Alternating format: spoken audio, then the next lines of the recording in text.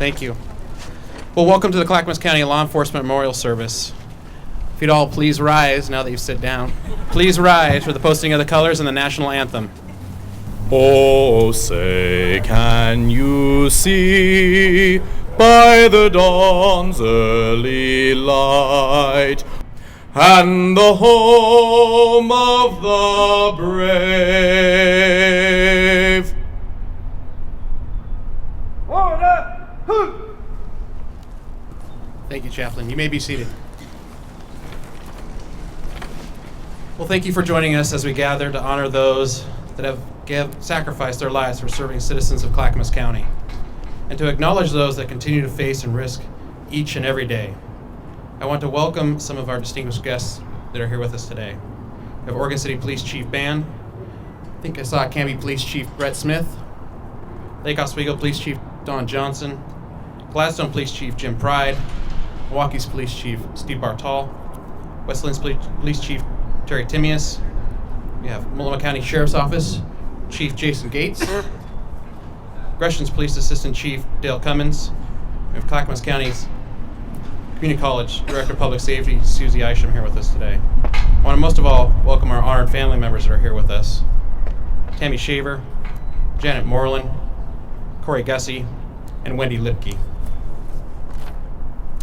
In 1962, President John F. Kennedy signed a proclamation which designated May 15th as Peace Officers Memorial Day, and the week in which that date falls, Police Week. The National Law Enforcement Officers Memorial is the nation's monument to law enforcement officers who have died in the line of duty. Dedicated on October 15th, 1991, the memorial honors federal, state, and local enforcement officers who have made the ultimate sacrifice for the safety and protection of our nation and its people. The memorial features two curving 304-foot-long blue-gray marble walls. Carved on these walls are the names of more than 20,000 officers who have been killed in the line of duty throughout U.S. history, dating back to the first known death in 1791. 286 new names will be engraved this year on the National Memorial. 100 officers were lost in the line of duty in 2013, and there are also 186 officers being added who died in previous years, but whose stories had been previously lost to history. Now, 20,267 brave men and women are honored on the memorial wall in Washington, D.C. Please, keep the families of all who have given themselves in service to their fellow citizens in your prayers as we honor them here today and every day. Please welcome up Sheriff Craig Roberts.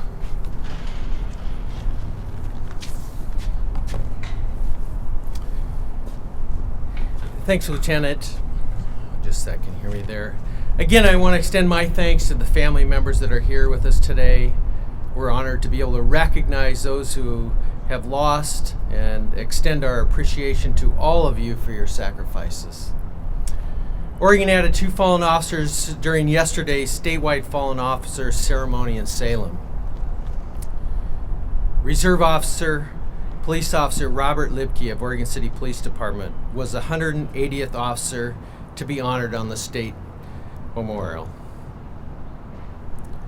On November 3rd, 2014, Clackamas County Fire District No. 1 and Oregon City Police units were dispatched to a report of a house fire. Police were then sent to deal with the report of an armed male at the fire scene. Officer Robert Libke of Oregon City Police Department was shot at the scene of the house fire. He was transported to Emmanuel Hospital in Portland, where he died from his injuries on November 4th, 2013. Officer Libke, age 41, left behind his wife, Wendy, and unborn child, Ziva, who was welcomed into this world on February 18th. Officer Libke served as a reserve officer with the Oregon City Police Department since 2009.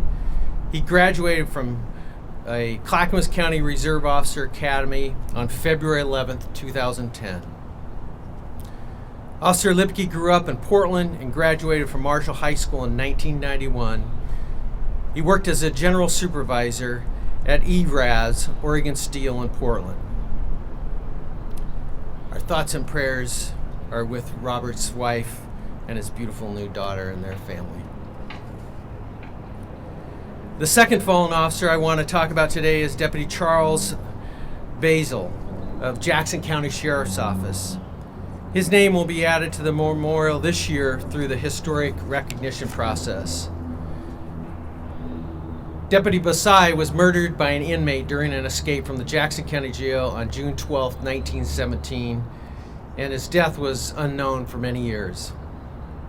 Research was done by the Jackson County Sheriff's Office, and they located additional details of his death. I'd like to read to you a poem by an unknown author called Police Sacrifice that I really believe illustrates the sacrifice made by law enforcement officers every day that they put their uniform on and go to work.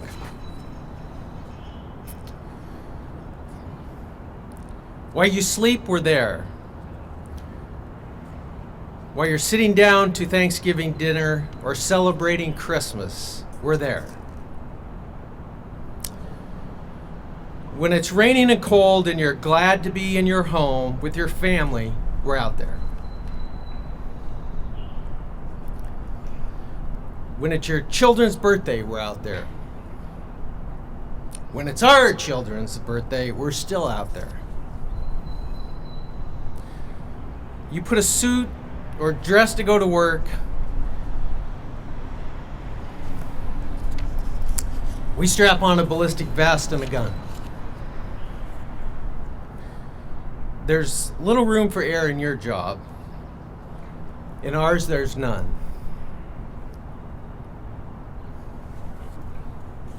An error by you means a demotion. An error by us means a funeral. When you tell your families, see you tonight, as you leave for work, you mean it. When we tell our family that we pray you will return. At your job, you strive to succeed. At our job, we strive to survive. When you're scared, you call us. When we're scared, we must carry on. And while you sleep with your spouse, ours sleeps alone. So the next time you're out with your family or friends, and you see a patrol car go by, remember the incredible sacrifice made by these officers every day. Inside that car is a person that sacrifices his or her life, both professionally and personally, every day. I'd now like to introduce my good friend, Chief Jim Band from Morgan City.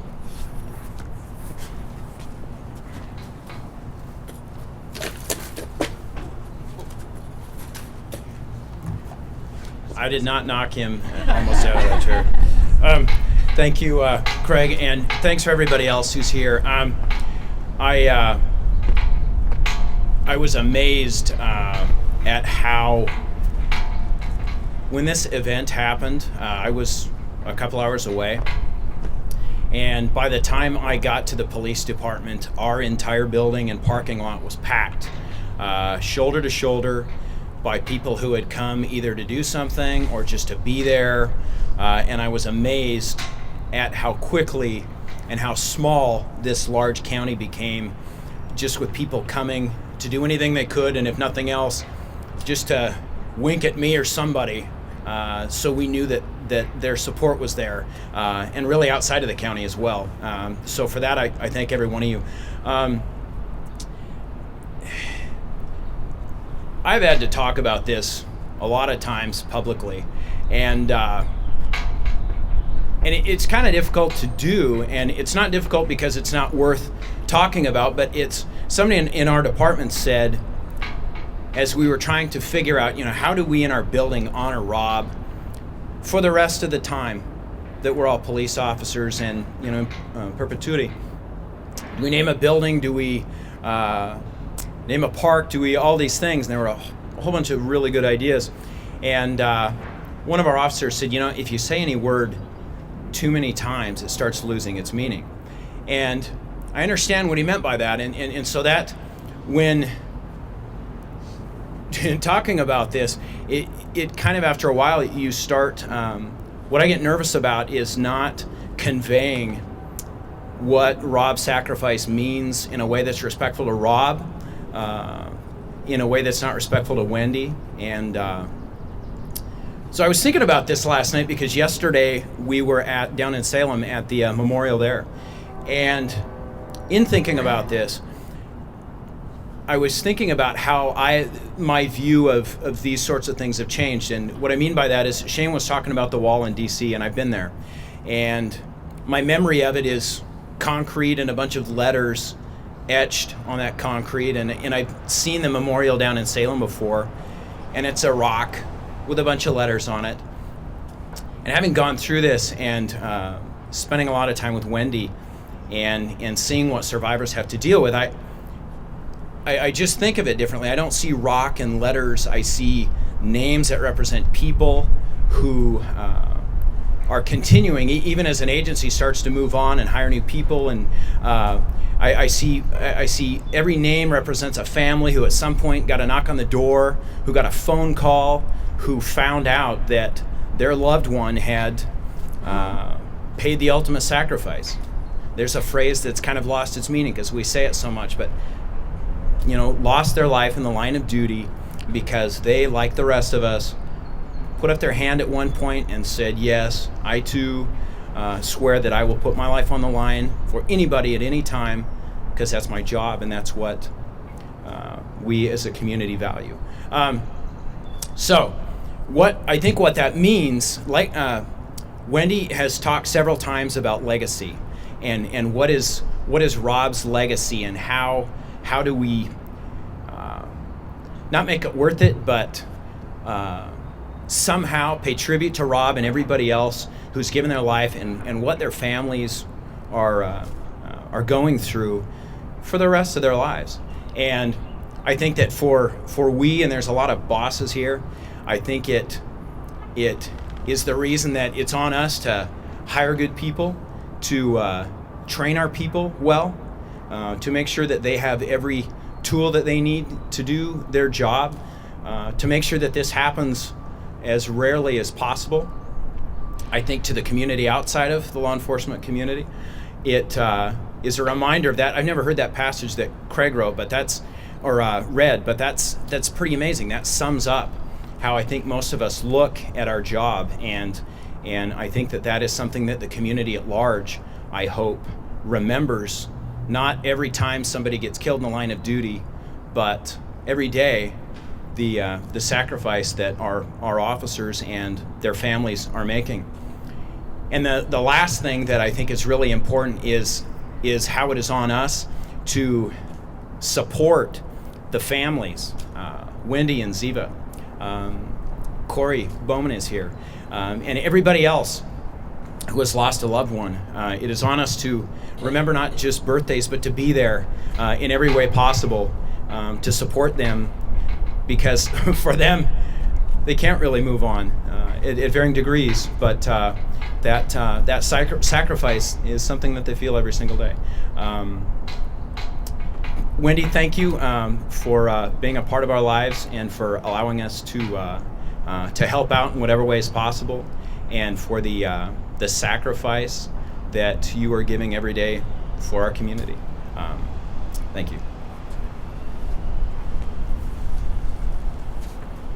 Thank you, Chief Ban. If you'd all please rise for the roll call of fallen officers in Clackamas County and the tribute to their service.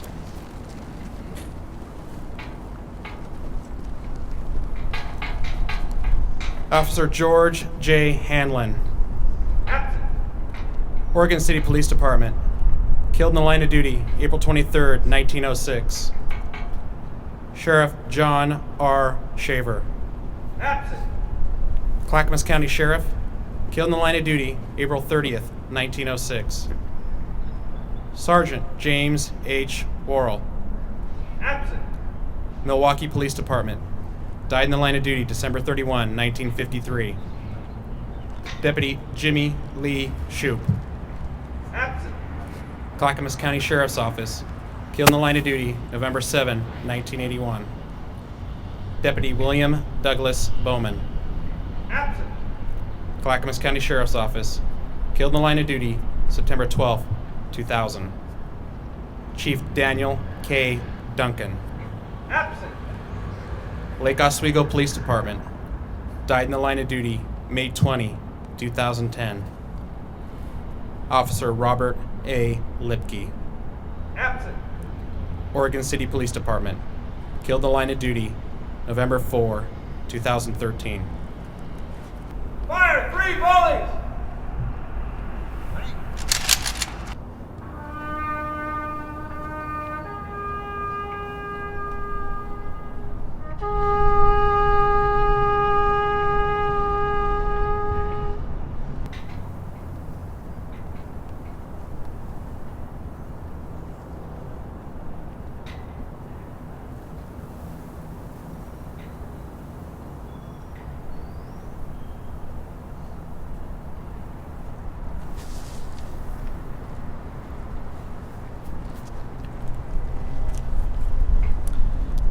The National Law Enforcement Officers Memorial reminds us to respect, honor, and remember. The fallen officers of Clackamas County remind us that heroes do exist. Let us resolve to conduct ourselves so that we do not tarnish the honor and sacrifice of those who have had their lives cut short in service to their fellow citizens. Survivor Vivian Cross said it best when she stated, "It's not how these officers died that made them heroes. It's how they lived." This concludes our ceremony today. Please join us. We have some refreshments right over here for your enjoyment and fellowship time. Thank you.